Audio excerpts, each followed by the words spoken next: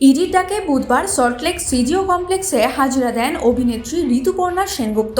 প্রায় 5 ঘন্টা পর ইডি দফতর থেকে বের হন তিনি।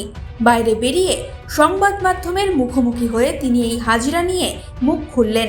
আমাকে কিছু ডকুমেন্টস প্রোভাইড করতে বলেছিল ওদের ইনভেস্টিগেশনের কোঅপারেশনের ব্যাপারে। আমি প্রোভাইড করে দিয়েছি, দে আর হ্যাপি উইথ মাই কোঅপারেশন। এটাই হচ্ছে ব্যাপার। এটা এই দুর্নীতির সাথে আমার কোনো কানেকশন নেই।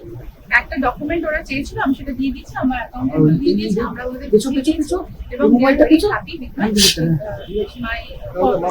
ওনারাও কোঅপারেট করেছেন, আমিও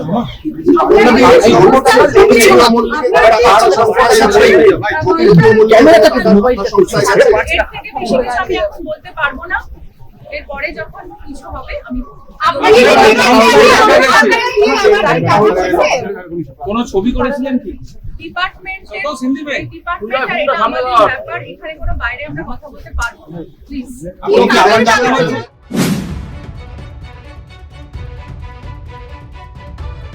এর জন্য বোধহয় নিয়েছিলেন টাকাটা, কিন্তু হ্যাঁ এটা কি মানে জ্যোতিপ্রিয় মল্লিকের কোনো টাকা? জ্যোতিপ্রিয় মল্লিকের এখানে হয়নি। যে সমনটাও বেরছিল তাতে কোনো জ্যোতিপ্রিয় মল্লিকের নাম ছিল।